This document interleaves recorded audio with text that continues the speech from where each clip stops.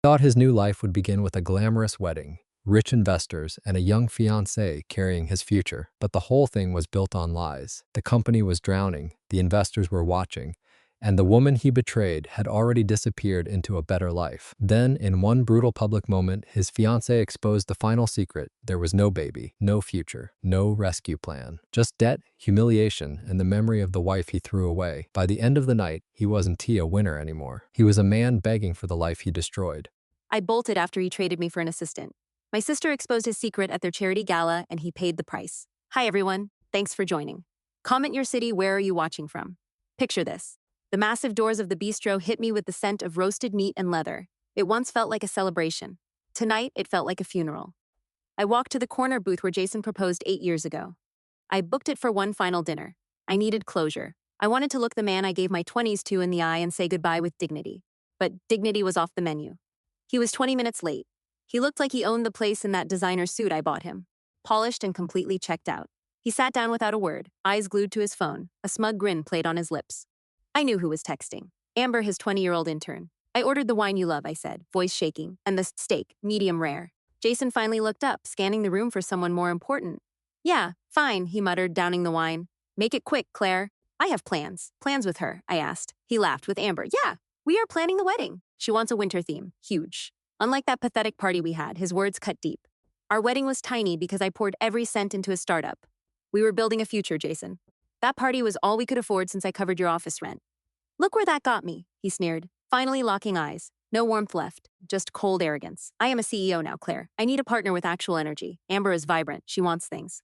She knows how to treat a winner.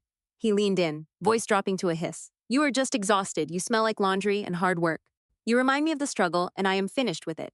I gripped my napkin until my knuckles turned white. 8 years. I worked double shifts and freelanced at night so he could launch his company. I cooked, cleaned, and soothed his ego. Now, I was just a reminder of the grind. I gave you everything, I whispered. I dropped out of grad school for you. That was your choice, he shrugged, checking his watch. Stop playing the victim. You never had the drive. Amber has drive. She is helping me rebrand. She is the future. You are history. The waiter arrived. The food that once smelled delicious now made me nauseous. Jason ate with gusto, as if he hadn't destroyed the person sitting right across from him. I stared at the man I once adored. I knew every detail of his face, but the man inside was a stranger, shallow and greedy.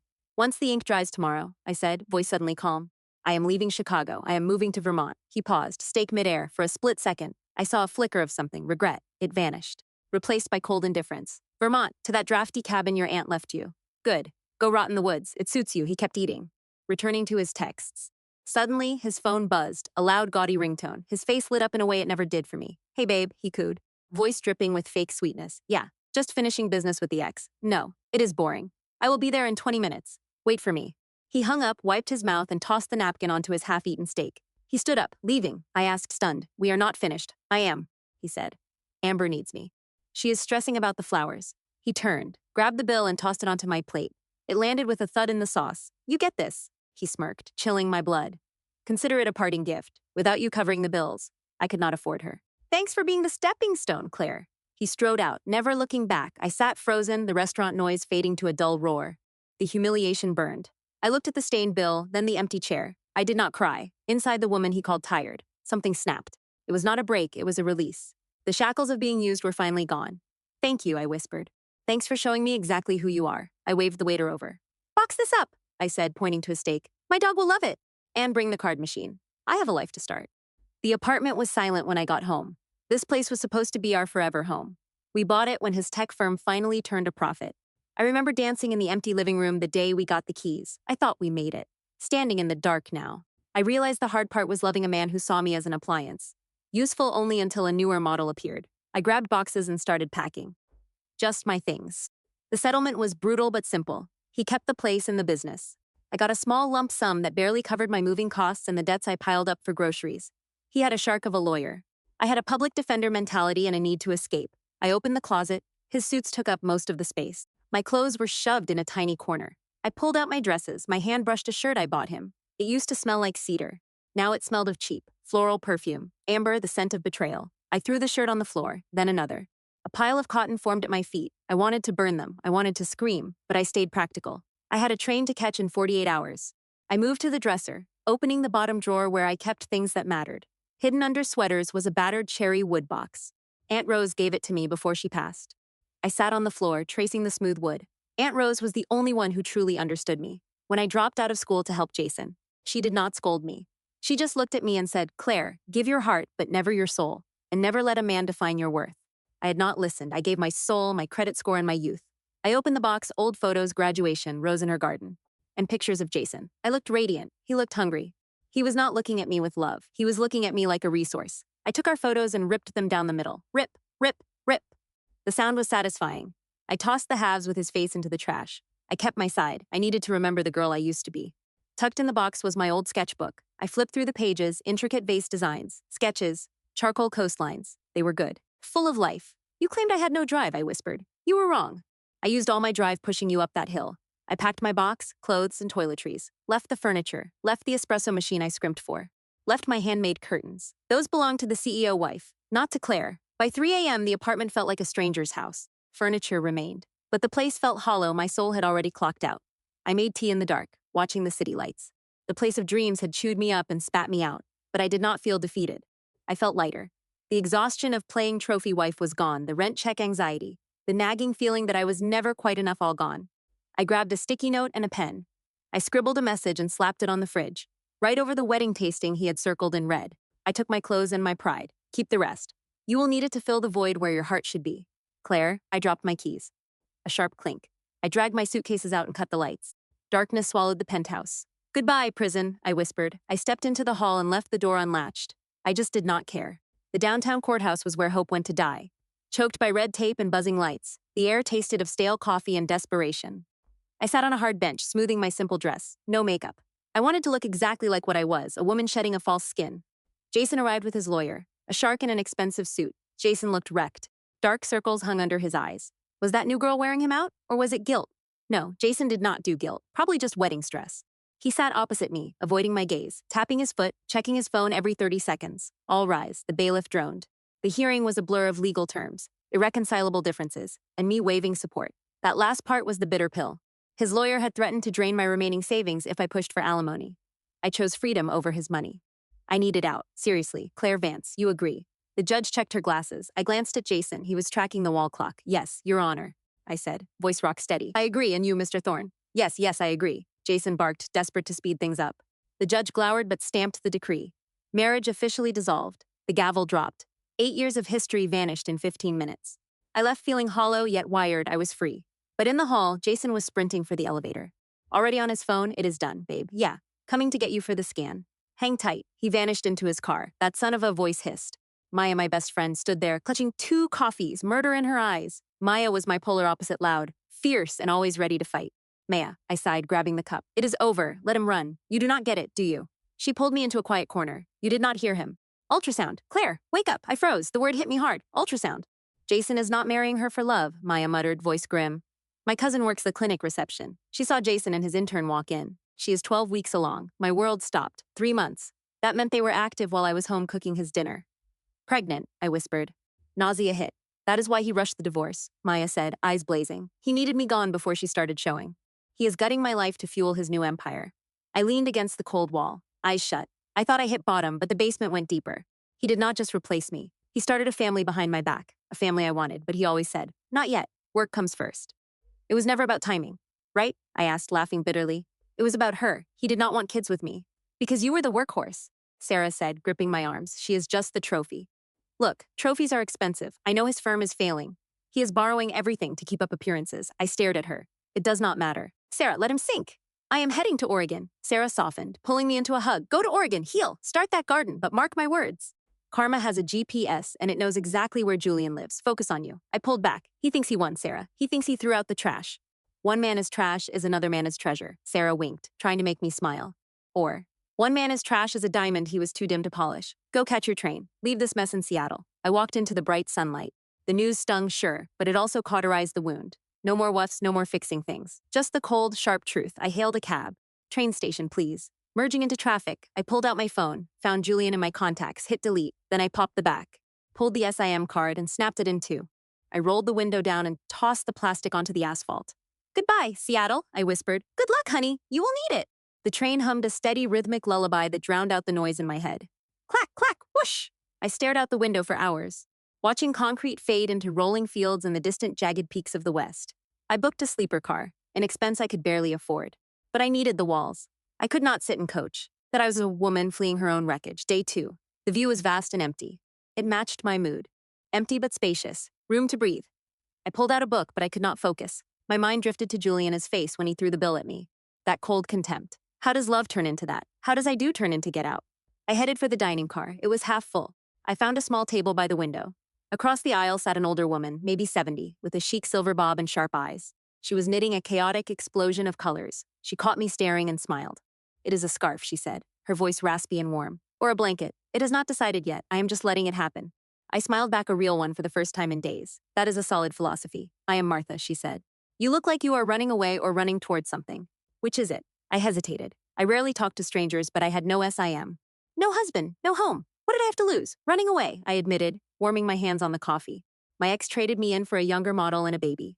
Martha stopped knitting. She peered at me over her glasses. "Ah, the midlife crisis upgrade. Classic, painful, but classic," she said. I was exhausted, I admitted, the words spilling out. I felt like a wreck. I worked 2 jobs to build his company, and now he is living the life I paid for. Martha nodded, needles clicking. "Honey, listen, men like that are parasites. They attach, drain the host, then move on. But once the parasite leaves, the host recovers the parasite. It starves without a fresh victim." "He found one," I said bitterly. "She is 24. She is not a victim yet." Martha corrected. "She is just the next meal. Give it time." She leaned in. "Where are you heading?" "Oregon. Willow Creek. My grandmother left me an old stone house. I have not been back in years, Oregon." Martha sighed. "Big trees, clean air, rich soil, a place to grow roots, not just park a car. Make that house yours. Strip the wallpaper. Paint it colors he would hate. Reclaim your life." "I am scared," I confessed. "I am 32. No job. No husband. No savings. I feel like a failure." Martha let out a sharp barking laugh. "Failed. You survived. You did not fail. You escaped. You think staying with a man who disrespects you is winning. That is losing, dear. Walking away with your head high. That is the real victory." She slid a chocolate across the table. "Eat, remember. Sometimes the train has to cross a long, dark tunnel to reach the coast. You are in the tunnel now, but the ocean is waiting." I ate the bitter chocolate. The train whistled. A lonely sound in the dark. I went back to my cabin. Martha's words echoing. I did not fail. I escaped. I lay in my bunk, watching the moon race the train. For the first time, I saw the future as a blank canvas, not a void. By morning, the landscape shifted. The plains rose into jagged, pine-covered mountains. The air through the vents felt cooler and sharper. We were crossing into Oregon. My heart raced with anticipation. The conductor's voice crackled. "Next stop, Willow Creek." I gathered my bags, checking my reflection in the mirror. I looked tired, pale, but my eyes were clear. The dull resignation was gone. The train hissed to a halt. I stepped onto the platform. The air hit me damp earth, pine and rain, pure, clean. It did not smell like betrayal. I dragged my suitcases toward the edge, looking at the town nestled in the valley. It looked like a painting, I whispered to the wind. "I am home." Nana, finally home. The taxi driver, Pete, a chatty guy in a flannel shirt, dropped me at the end of the gravel driveway. "Nobody has lived at the old Rose place for years," he noted. "Just the ivy climbing the stone. A shame. It used to be the prettiest garden in the county." "It will be again," I said, handing him the cash. It was a promise. I stood before the house. It was a sturdy 2-story Riverstone cottage with a slate roof and a wide porch. A fairy tale paused for 5 years. Weeds choked the roses. The blue shutter paint was peeling, and one hung crookedly, banging in the breeze, but it was mine. Truly mine. I found the spare key exactly where Nana kept it, under the 3rd terracotta pot left of the door. The lock was stiff, but with a jiggle, the oak door creaked open. Dust motes danced in the shafts of sunlight. The air smelled musty. Mixed with the faint scent of Nana is lavender potpourri. Furniture sat under white sheets, like ghosts waiting for a party. I pulled the sheet off Nana's favorite wingback chair by the fireplace. Dust puffed up, making me cough. "Okay," I said aloud. "First, windows." I spent 3 hours opening every window, letting the fresh Oregon breeze clear out the stagnation. I swept, wiped counters, and prepped the guest bed. I could not sleep in Nana's room yet. By evening, my muscles ached a good, accomplished ache. I sat at the kitchen table with instant tea. I remembered baking cookies here. I remembered crying over a boy at this table and Nana saying, "Boys are like buses, Wendy." Another comes every 15 minutes. Your education, though, is yours forever. I had disappointed her by dropping out. Guilt pricked at me. I noticed a stack of mail left by the property managers, mostly junk flyers and bills I had set to autopay. But at the bottom sat a thick, cream-colored envelope. No postmark. My name, Wendy Miller, written in elegant, cursive ink. I knew that handwriting instantly. It was not Nana is. It was Mr. Higgins, her longtime lawyer and friend. I tore it open. The letter was dated 5 years ago, the week Nana died. "Dear Wendy, if you are reading this, 2 things happened. First, I have passed. Second, you finally returned to Willow Creek alone." My hands trembled. How did she know? "I know you loved Curtis. But I have seen 80 years of life. I know a wolf when I see one. He wants your wealth, not you. I could have left everything, but he would have squandered it. So, I set a trap. Call Higgins. You cannot touch a dime until you are 40 or until your marriage ends. I prayed for your happiness, but if you are reading this, he failed you. You will need this to start over. Be brave. You are stronger than you realize. You are finally free. Love, Nana Rose. Tears blurred my vision as I read. She saw through his act. She locked my inheritance away to keep it safe. It was past 5. The office was closed, and I barely slept. My mind raced. Did she leave enough to patch the roof, or to build a new life? Regardless, it was safe. He never knew it existed. For the first time in 8 years, I had a secret, and it felt incredible. The law office sat exactly where it always had, wedged between the bakery and the hardware store. It still had that old charm brick walls and a jingling bell. Mr. Higgins sat behind a desk that looked like a small fortress. He looked like a kind owl. He smiled and shook my hand. His grip was strong. I've been waiting. You are back in town. Word travels fast, I said. He chuckled.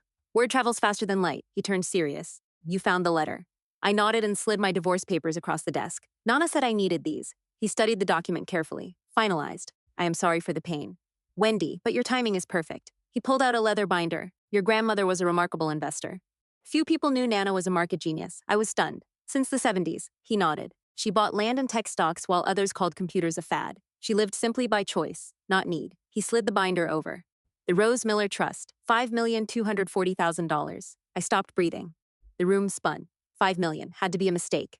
Nana sold jam at the county fair and poured every dollar into blue chip stocks. Higgins grinned. It is all yours. The marriage is done. The bully is gone. I sank back, reeling. For years, I clipped coupons and walked to save bus fare. I took his abuse over grocery money. I lived like a pauper in my own home. All that time. I was a millionaire. Does he know? I whispered. Not a chance, Higgins said. The trust was hidden, inherited after the divorce. It is not marital property. He cannot touch a cent. It is all yours, Sarah, clean and clear. I started to giggle, then roared with laughter. Tears streamed down. Finally, I felt free. He handed me tissues. I am just fine, I promised. I am just thinking. He left because he thought I was broke. Figured I could not fund his lavish lifestyle. He tossed money at me like I was hired help. Higgins leaned back. You could buy that bistro now. No, I said. A new clarity hit me. I want zero attention. Discretion is smart, he agreed. Wealth attracts vultures in a town this small. I want my home back. I want to renovate it myself.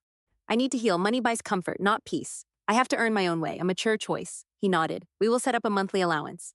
You live well, but keep the principal growing. I stood up and shook his hand again. I walked in a failure. I walked out an heiress and a survivor. The sun felt warm. Same jeans, messy hair, but I knew the truth. I held the ultimate weapon against him. I was everything he wanted to be, yet he threw it away. I walked to the hardware store for tools and paint. I bought expensive leather gloves just because I could. The following months were peaceful. I lived on my allowance and poured myself into the house. I scraped off old wallpaper and sanded floors until the wood glowed. I pruned the rose bushes, cutting away dead wood, a lesson not lost on me. I joined a local pottery studio. The owner, Claire, hired me to teach. You have the touch, she said, watching me center the clay. You move with the clay instead of fighting it. I learned the hard way. I smiled. Fighting only leads to ruin. Teaching gave me purpose. I met mothers and retirees. We laughed and made a mess. I was just Sarah the pottery teacher, not a corporate wife. One Tuesday, a booming voice echoed. Is this teacher any good? I turned to see a large man in a cowboy hat. Uncle Roy, I gasped. He was my father-in-law's old partner, but always the honest one. He moved to Oregon years ago. Little Sarah, he gave me a huge tobacco-scented hug. Why are you here? I live here now. I beamed. I took over Nana Place, and Marcus. My smile faded. We are divorced. Roy face darkened. That weasel. He traded you for his secretary. She is 24 and pregnant. He is a complete idiot. Just like his father. Chasing glitter and missing the gold. Roy became a regular friend. He helped with the heavy work, the gutters, and the porch. We sat drinking iced tea, and he told stories about the fake business crowd. I never told him about the money. I wanted him to like me. Not my bank account. You seem happy, kid, he said one evening. I am. I realized. I finally have peace. Peace is expensive. Roy nodded. Most rich folks I know are miserable. Marcus, for instance, I hear he is sweating. Oh, I tried to sound casual. Yeah, he is leveraged to the hilt for this wedding. Trying to impress people who do not care. I sipped tea, hiding a smile. I hope he knows how to swim. I was rebuilding my life brick by brick. My foundation was solid stone. But as Nana warned, the wolf has hungry eyes. My peace was broken by my phone. It was Deborah. Grab popcorn, she said. I have scalding tea. I wiped the clay from my hands. What is happening? The wedding is a total circus, Sarah. Marcus is obsessed with his image. He is trying to land a contract with the Tanaka Group. Big investors. This deal is the only thing keeping his company afloat. He has been bleeding cash since you left. You managed his budget so he could reinvest, now. He hires consultants for everything. Tiffany is spending his money on nursery decor. He is broke. But he is spending like a king to impress Tanaka at the wedding. He needs to look stable. The wedding was set to be the event of the year. Deborah caught her breath. They booked the grand ballroom and hired a full orchestra. And Tiffany ordered a custom dress from Paris. $25,000, I gasped. 25 grand. Does he even have that? That is the best part.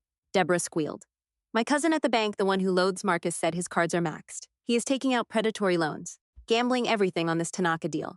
He is unhinged, I whispered. He is going to crash. He is desperate, Deborah corrected. And Tiffany is steering the ship into an iceberg. She threw a tantrum because her tiara diamonds were too small. She acts like a billionaire's wife. And Marcus is too terrified to admit he is broke. I looked around my quiet studio. My vase, simple and flawed, felt real. The contrast hit hard. Marcus was drowning in debt, hiding behind a tuxedo. I was wearing a mud-stained apron, sitting on a fortune, and I never felt richer. There is more, Deborah said. I got an invite. What? Why? Because my husband Dave is still a client.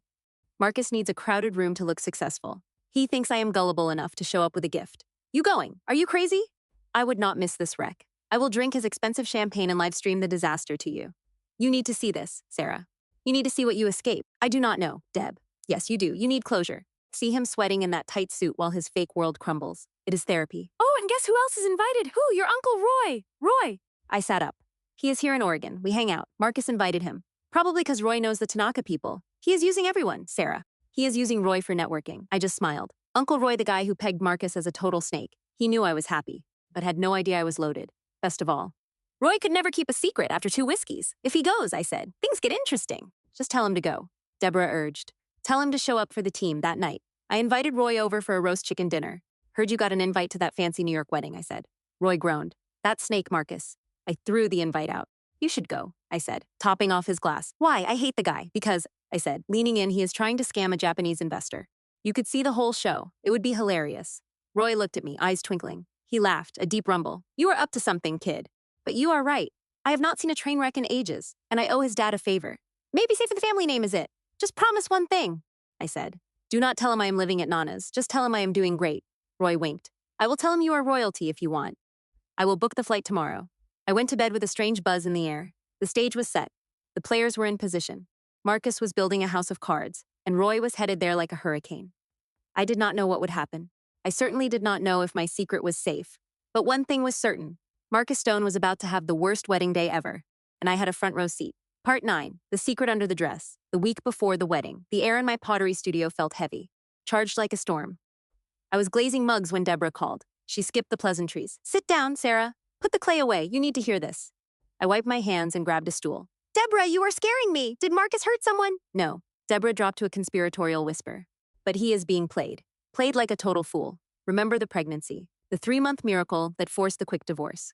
The reason I am in Oregon, I said dryly. It is fake. The studio went deathly silent. I blinked. What do you mean fake? You said your cousin saw them at the clinic. My cousin saw them in the waiting room. Deborah corrected, voice trembling. But get this. A friend of mine who works in high-end retail was helping Tiffany with a final dress fitting. Deborah paused, and I pressed. When Tiffany stripped down, there was no bump. Sarah, flat as a board. My friend saw Tiffany pull a silicone prosthetic from her bag. A fake belly. She strapped it on before the dress went back on. I felt a wave of cold horror. A fake pregnancy. It was the oldest, trashiest trick in the book.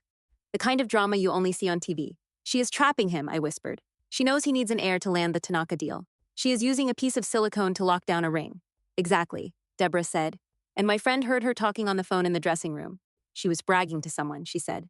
Once the ring is on and the papers are signed, I will just have a tragic miscarriage. He will be too sad to leave me. My blood ran cold. It was diabolical. Using a fake child as an anchor, it was cruel, even hating Marcus. The idea of him grieving a fake kid made me sick. No clue, I asked. Not a chance. Too drowning in debt to notice his fiancée is faking it. Probably too stressed to even touch her. I looked out at the quiet streets of Portland. Felt like another planet. In Chicago. Brent was walking into a trap set by a bigger shark. What is the plan? Sarah asked. Are you going to tell him? I thought about it. Remembered him throwing bills at me, calling me washed up. 8 years gone. No, I said, my voice cold. He wanted a predator, Sarah. He got one. Let us see if he can swim. That is my girl, Sarah cheered. I will keep the stream running. Saturday is going to be a bloodbath. I hung up, glanced at my half-finished pottery, grabbed a tool, and carved a jagged line into the clay. I am usually not petty, but my old mentor taught me that consequences have teeth. Brent built his life on lies. It makes sense his final choice was his biggest mistake that night. Sleep never came. I kept picturing those vows for richer or poorer. Both were broke, pretending they had it all, a total wreck. I wandered the garden in my robe. Full moon, I touched a thorny branch. You reap what you sow, Brent, I whispered. Saturday arrived with freezing rain, but on my screen it was a glamorous city gala. Sarah kept her phone aimed at the centerpiece, giving me a perfect view of the Grand Hotel. I sat huddled in a blanket, tea in hand, watching the funeral of my past life. The venue was absurdly expensive. Crystal lights everywhere. Thousands of white roses made the ballroom look like a florist shop exploded. Ice sculptures sat on every table. A string quartet played Vivaldi. It reeks of money and desperation in here. Sarah texted. The shrimp are lukewarm, but the champagne is free. I studied the crowd. Saw old friends who used to share takeout with us when we were penniless. They looked stiff in rented tuxedos. Spotted the Tanaka firm. 5 serious men in sharp suits, watching with icy distance. Then the music surged. The doors swung open. Brent walked in first. My breath caught. He looked awful, even in a custom suit. The camera zoom did not lie. He was sweating. That smile was just a pained grimace. His eyes darted around, panicked, like a man waiting for a bomb to go off. He took his spot. Then came Tiffany, a total display of excess. Tulle and lace with crystals catching the light like a disco ball. She wore a tiara that looked painful, and there, beneath the dress was the bump, a perfect curve she cradled like a prop. Look at her, I muttered. Performance of a lifetime. She reached the altar. Brent grabbed her hand. I saw him flinch, like her touch burned. The ceremony was a blur of empty promises. I, Brent, take you, Tiffany, to be my wedded wife. I pictured him saying it, imagined her thinking. I, Tiffany, take you. Brent, to pay my parents' taxes. They kissed. Pure theater for the cameras. The guests clapped politely. The Tanaka men each clapped exactly 3 times. Then the reception, the real show. The head table sat elevated like a throne. Brent and Tiffany looked down on everyone like kings. I saw Brent leaning in, whispering something sharp. Tiffany whispered back, wearing a fake, stiff smile for the photographers. Trouble already. I wondered. Sarah texted. I just walked by. Brent told her to stop ordering top-shelf wine because the card is maxed. She told him to shut up and perform for the investors. I shook my head, trapped in their own web. Then the camera panned to the table by the Tanaka group. My heart skipped. There was Uncle Ray. He wore a tuxedo 20 years old and 2 sizes too small. His tie was lopsided. 3 empty whiskey glasses in front of him. Oh no, I whispered. Ray, please keep it together. But he was laughing loudly at a joke from the man next to him. That was Mr. Miller, the bank executive holding Brent's loans, a complete disaster. Ray, the loose cannon, and Miller, the debt collector. Sitting 10 feet from the fraud. I leaned in. The speeches started. That pompous clown Brent grabbed the mic. Ladies and gentlemen, a toast. Ray stayed seated, whispering aggressively at Miller. I could not hear them, but Ray was clearly making a scene. He pointed right at the camera. Maybe he saw me. My stomach dropped. I told Ray to keep my secrets, especially about the house and the savings. But Ray was 3 bourbons in and absolutely despised Brent. Just eat the cake and be quiet, Ray. But the trouble had started. Silverware clinked as the speeches droned on. Brent looked ready to explode. He kept checking his watch, eyeing the overseas investors. He needed this night to be flawless. He needed to look like a king. Sarah's phone was close enough that I could finally hear. The room had quieted for the toasts, suddenly. Ray Stage whispered loud enough for the whole room. This guy talks more than a politician. People shushed him. Miller looked deeply uncomfortable. He tried to ignore him, but Ray was on a roll, you know, Ray said, leaning on Miller. I just got back from the coast. Real country. Not like this plastic city. Miller gave a polite tight nod. That is nice, sir. Ray boomed during a gap in the speeches. Little Wendy. You know Wendy, the groom's ex-wife. Brent stiffened, his head snapping toward Ray. Tiffany rolled her eyes, annoyed her big moment was ruined by an ex. I met her once. Miller stammered. Great girl, Ray shouted. Salt of the earth. Smarter than this idiot, he said, gesturing to Brent. The room went dead silent. The best man stopped mid-sentence. All eyes turned to the red-faced man in the tux. Ray, please, Brent said, forcing a laugh. Let us not bore everyone with history. We are here to celebrate the future, Brent insisted. Future, Ray scoffed, swaying. What future? The one you built on credit. A collective gasp rippled through the room. The investors looked wary. Sit down, Ray, Brent hissed, his face turning beet red. I am just telling my friend about Wendy, Ray said. The girl you tossed aside like trash. Turns out trash is actually gold, Brent. My heart hammered. Ray, please, stop. I saw her, Ray announced to the room. She is in Portland now, with a garden full of roses. And she looks happy. Really happy. Not like you, sweating through that cheap suit. I am calling security, Tiffany shrieked. Get this drunk out of here. Wait, Ray yelled. I just want the banker to hear the best part. You know my grandmother. Everyone thought she was just a gardener. Ray slapped the table. The sound cracked like a gunshot. Turns out, Ray beamed. She was a genius. She left Wendy a massive trust. Brent froze. His anger vanished. Replaced by pure shock. What trust? Wendy was broke. That is what you thought. Ray laughed. Everyone thought that. I saw the papers, Ray continued. I saw the house. Wendy is sitting on a fortune. I covered my face. He was ruining everything. How much? Someone whispered. Everyone wanted the number. Ray grinned and held up 5 fingers. 500,000. Brent sneered. That is cute. No, you idiot. $5 million. The silence was heavy. It felt like the air had been sucked out of the room. 5 million, Ray repeated, savoring every word. Cash and assets, all hers. And here's the kicker. She got it the day you divorced her. If you stayed married, you might have seen a penny. But you dumped her, so she took it all. I watched the color drain from Brent's face. He looked like a wax statue, his mouth hung open. 5 million, it was enough to save his firm 10 times over. He had walked away from a fortune to marry a broke secretary with a fake pregnancy. You are lying, Brent whispered, voice cracking. Wendy is broke. She worked at a diner to feed you, Ray yelled. Now she is the richest woman in town, and you are marrying that. He pointed at Tiffany. She jumped up, furious. Don't you dare talk about me. I am worth 10 of her. But Brent was staring into space, doing the math. The agonizing math of his own stupidity. 5 million, he mouthed. He looked like a man who just burned a winning lottery ticket. But the disaster was not over. Mr. Miller, the banker, was looking at Brent with a cold expression. He stood up slowly and adjusted his glasses. Mr. Stone, Miller said, cutting through the murmurs. Is this true? Did you divorce a multimillionaire? Does not matter, Brent snapped, trying to regain control. That is her money. I have my company. I have this deal. He looked desperately at the overseas investors. About that, Miller said, pulling a file from his jacket. Since we are sharing truths tonight. Oh no. Here it comes. I remembered Miller from our old mortgage application. He was a by-the-book man who hated humor, which made what he did next even more brutal. Mr. Stone, Miller said, his voice echoing. You asked for an emergency loan extension just yesterday. You claimed you had significant personal assets coming into this marriage. Brent looked like a trapped animal. This is not the place. Miller. We are at a wedding. A wedding you paid for with a check that bounced this morning, Miller said coldly. Gasps erupted. The investors were already whispering. One began packing his briefcase. It was a clerical error. Brent stammered, sweat pouring down his face. I will transfer the funds on Monday. There are no funds, Brent, Miller said, dropping all pleasantries. We audited you. You are overdrawn by $400,000. Your company is finished. Tiffany gasped, grabbing his arm. What are you saying? You said we were wealthy. Brent shoved her away. Enough, Tiffany. The banker looked at her with pure disgust. Speaking of assets, your wife visited my office last week. Tiffany froze. She caused quite a scene. The banker told the room. She demanded to know why her fiancé's card was declined at the bakery. She yelled that she had to loan this loser $5,000 of her own money for the table decor. I thought I was marrying a king, not a charity case. Gasps, laughter, and whispers filled the room. Brent turned to her, eyes wide. You called me a loser. Well, you are one, Tiffany shrieked. You are broke. You made me pay for the flowers. You made me pay for the band. I thought it was a temporary glitch. You promised me millions. I would have had millions if I never met you, Brent roared. So you lied to me. Tiffany screamed, slamming her foot down. You played me. I wasted years on you. Years, Julian sneered, his voice jagged. You are 22. We have known each other for months. The lead investor stood up, eyes filled with icy contempt. We do not do business with scammers. The deal is dead. The team walked out. No, wait. Julian scrambled after them, tripping over Vanessa's bridal train. Mr. Tanaka, listen, it is a misunderstanding. I have the funds. You have nothing, the banker retorted. The bank seizes your penthouse Monday. Enjoy the cake, Mr. Thorne. It is the last thing you will ever own. Julian sank to his knees, watching his empire vanish, his company, his status. His future all gone. He glanced at the head table. Uncle Robert was laughing. Best wedding ever. Hey, waiter! More scotch. I watched Julian S. face. The arrogance had evaporated, replaced by a chilling realization. He stared straight into my phone, almost like he could feel me watching. He knew. In that heartbeat, he knew I was there. He stood up, trembling, looking at Vanessa, who was sobbing with rage. She was glued to her phone, probably checking return policies for the dress. You? Julian pointed a shaking finger. You did this.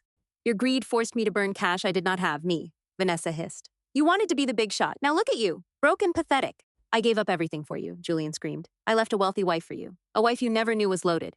Vanessa mocked. God, you are dim. The vibe in the ballroom shifted from humiliation to genuine danger. The room went static. Julian's hands balled into tight fists. His face transformed into a mask of cold hatred. You called me dim, Julian whispered. Yes, dim and penniless, Vanessa yelled, backing away. I am out. I am not going down with this ship.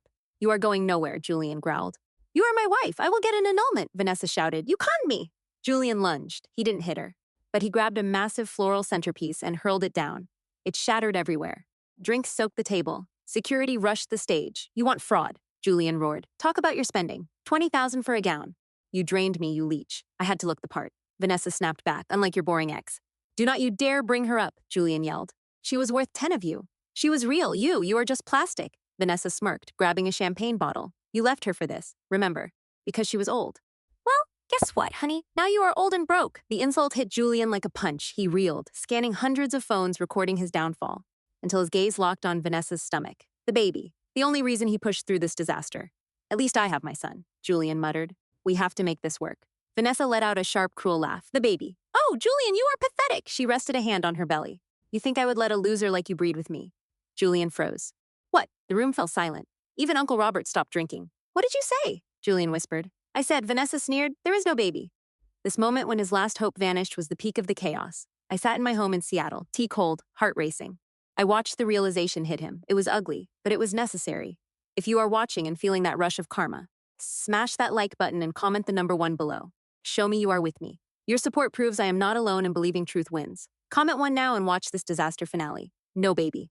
Julian S.'s voice was barely a whisper. Nope. Vanessa popped the pea. I needed a ring. You needed an heir. I improvised. You lied. We both lied, darling. It is what we do. Julian stared at her midsection, then her face. The betrayal was total. He had lost his wife, fortune, and pride for a lie. He let out a raw roar of agony. You ruined me. Security moved too slow. Julian was fueled by the madness of a man who lost everything. He grabbed the 7-tier wedding cake standing between them. With desperate strength, he shoved the whole tower. Get away from me, Vanessa screamed. Dodging, the cake toppled. Layers of sponge and frosting crashed onto her. She slipped on the icing, tumbling into a heap of tulle. But as she fell, something happened. Something that made the entire ballroom gasp in horror. She grabbed the tablecloth to break her fall. Her body twisted. And the bump the round. Pregnant belly under her dress shifted. It didn't just move, it slid. It migrated from her stomach to her hip, lying in the cake wreckage. Vanessa looked up and everyone saw it. Her stomach was lopsided. The silicone pad had come loose. Oh my God. Someone shouted. It is fake. It is actually fake. Julian stood over her, breathing hard, his tuxedo splattered with frosting. He stared at the displaced bump. He reached down. Vanessa tried to slap his hand away, screaming, but he grabbed the fabric and yanked. The silicone pad popped out, hitting the floor with a wet thud. It lay on the carpet, a pink, rubbery mound. Julian stared at it, looking like he might vomit. A pillow, he whispered. I left my wife for a pillow. It is high-grade silicone, Vanessa sobbed, trying to cover herself. It cost $500. 500, Julian repeated hysterically. And it cost me $5 million. He started to laugh. It was the laugh of a man who had snapped. He kicked the silicone belly. It skittered across the floor, landing at his mother's feet, who promptly fainted. Get out, Julian screamed. The show is over. Red wine sprayed like blood over the roses. Julian, stop. His father tried to intervene, but Julian shoved him back. You. Julian pointed at Vanessa, who was struggling to stand. You are the devil and a bankrupt loser, Vanessa yelled back, wiping cream from her eyes. I am suing you for assault. I am suing for everything. Sue me. Julian spread his arms. Take it. Take the debt. Take the foreclosure. Take the shame. It is all yours, honey. Half of nothing is nothing. Security finally reached him. 2 burly men grabbed Julian by the arms. He just went limp. Wendy. He suddenly screamed at the ceiling. Wendy, I know you are watching. I am sorry. I am so sorry. I stared at my screen. His apology didn't move me. It wasn't regret. It was a plea for a lifeline. Take him out, the manager ordered, as they dragged the groom out, kicking and screaming through the cake and glass. I felt a strange sense of finality. The monster wasn't scary anymore. He was just a pathetic man being tossed into the trash. Uncle Robert was the last one on camera. He poked the silicone belly with his cane. Well, Robert boomed. That is a hell of a party favor. Deborah ended the stream. I sat in the silence of my Seattle home, the fire crackling softly. It was over. The destruction was absolute. Deborah called 20 minutes later, breathless. I am in the parking lot. You won't believe this. But it is not over. What is left, I asked, exhausted. He ruined the cake. She lost her belly. What else is there? The blackmail, Deborah said. I am hiding behind a van. Listen. She switched to audio only. I heard heels clacking angrily on concrete, then Julian's voice. Just leave, Vanessa. My parents. Vanessa's voice was venomous. My parents sold their home to pay for your deposit, you idiot. We are all ruined because of you. Because of me. Julian sounded incredulous. You lied about the baby and the money. That makes us even. I want the ring back, Julian demanded. Give me the ring. I can sell it. Maybe pay the catering staff. The ring, Vanessa laughed. You want this ring? Give it to me, Vanessa. I pawned the real diamond 3 weeks ago, Vanessa spat. This is cubic zirconia. I needed cash to cover the credit cards. Good luck pawning that junk. Miller, I gasped. She ditched the ring. Their greed was foul. 2 parasites starving as they drained each other dry. You are evil, Miller whispered, shattered. I am a survivor, Vanessa countered now. Sign your truck over. It is all you have left, my truck. How do I get home? Walk, Vanessa said, or ask your rich ex for a ride. Wait, she is in Portland living the high life. Sign the title. Or I tell the cops you hit me. You go to jail with witnesses. Miller, you wouldn't. I have nothing left to lose. I want that Porsche. Silence. Then keys jingle. Take it, he choked out. Go to hell. Pleasure doing business, husband. A door slammed, tires screeched, and Vanessa vanished. Then, silence. Only the sound of a man sobbing, ugly, racking sobs. Claire, he whispered into the dark lot. What have I done? Tanya jumped back on. Her voice steady. He is on the curb, Claire. Ripping his suit to shreds. It is pathetic. Is Julian there? I asked. Yeah, he is standing over Miller. Listen, Julian said. Miller sobbed. Julian, please, I need a bridge loan. I can fix this. Fix this. Julian sounded ice cold. You cannot fix a pile of ash, kid. You burned it. For your father, here is some advice. Do not call Claire. Stay away from Boston. If you get near her, I will personally ensure the auditors look into your taxes. You know about that. Miller gasped. I know everything, Julian said. Start walking. You just hit rock bottom. Tanya, I said softly, go home. It is finished. Are you okay? I am better than okay. I am free. The fallout was brutal. Miller's crash was all over social media. By Monday, fake bump ride and wedding smash were trending. The video of the silicone pad sliding across the floor hit 5 million views. Miller's firm imploded. Investors bailed, with massive debt. The bank moved in like a pack of wolves. They seized the office, the accounts, and the condo. I heard from Mr. Months later, the foreclosure hit. It sold for pennies to cover the liens. That house where I built my life was just a line item on a ledger. Brett tried to run, but you cannot hide when you owe the wrong people. My friend Sarah told me the loan sharks weren't as polite as the bank. Brett got jumped outside a motel. Broken arm, missing teeth. That slick executive edge gone. The big city player was crashing on a couch in Jersey. Terrified to even step outside. Then came an email from a burner account. Subject: Claire, please. Brett wrote that he messed up, said his mistress tricked him. Pushed him to the edge. He claimed he was broke and needed $50,000. He brought up our 8 years together, begging me to remember the good times. I sat on my porch, watching a hummingbird. Remember the good times. I remembered him throwing bills at my feet. I remembered being called lazy every single day. I remembered the scent of her perfume on his shirt. I hit reply. Brett, I remember everything. That is why the answer is no. Don't contact me again. Blocked. I called my lawyer and donated $50,000 to a charity for abuse survivors. In Brett's name. I told my lawyer he finally did something good. As for the mistress, the girl who wanted to be royalty, her fall was silent, but brutal.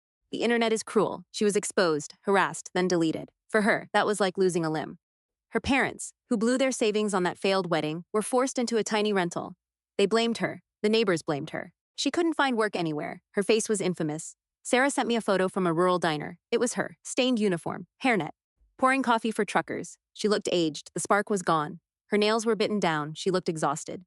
Exactly how Brett used to describe me. Karma, Sarah texted. She wanted a rich husband to save her. Now she is pouring coffee for minimum wage. I looked at the picture. I didn't feel joy. I felt balance.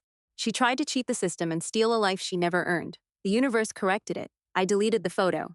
She was just a bit player in a bad chapter, and I had turned the page. 6 months later, spring hit Silver Creek. My garden was exploding with color. Roses my grandmother planted bloomed in crimson. I added sage and hydrangeas. The house was now a warm, sunny yellow. I stood in the garden, tea in hand, feeling the sun. I wasn't just a gardener. My pottery class became a real business. I bought the studio from a friend when she retired anonymously, using a sliver of the trust. I named it the Golden Kiln. Profits went into scholarships for local girls in design. I was wealthy, sure, but no one knew how much. To them, I was just Claire, the lady who made bowls and paid for the coffee of the person in line behind her. Uncle Julian visited for lunch. He looked healthier. Home cooking softened his edges. You look different, kid, Julian said, bread in hand. Different. How lighter, he said. You used to carry a pack full of bricks. Now you look like you are floating. I put the bricks down, Julian. I smiled. Any news from the idiot, Julian asked. He refused to say Brett's name. Last I heard, he is selling cars in Jersey, commission only. Julian snorted. Fitting. He always was a salesman. Too bad he sold his soul for a discount. I looked at the hills. I thought about the woman on that train scared, broken, defining herself by the man who left her. I realize now that Brett leaving wasn't a tragedy. It was an eviction notice from a prison I didn't know I was in. If he hadn't left, I would still be in that apartment ironing shirts, worrying about money, shrinking to fit his small world. I never would have found my art. I never would have found myself. You know, I told Julian. I think I should send him a thank you card. Don't you dare, Claire. I won't. I laughed. But in my heart, I thank him. He set me free. I walked over to a rose bush. I touched the petals. Life is funny. You think you are being buried, but really you are being planted. I was planted in the rich soil of Silver Creek, watered by tears and resilience, and now, I am blooming, I am Claire, I am an artist. I am a millionaire, and most importantly, I am happy. The wolf came to the door, huffed, and blew his own house down. And me. I am just here tending my garden, watching the sunrise. If you like this story of justice, share it with a friend who needs a reminder that the best revenge is a life well lived. Subscribe for more stories. Thanks for watching.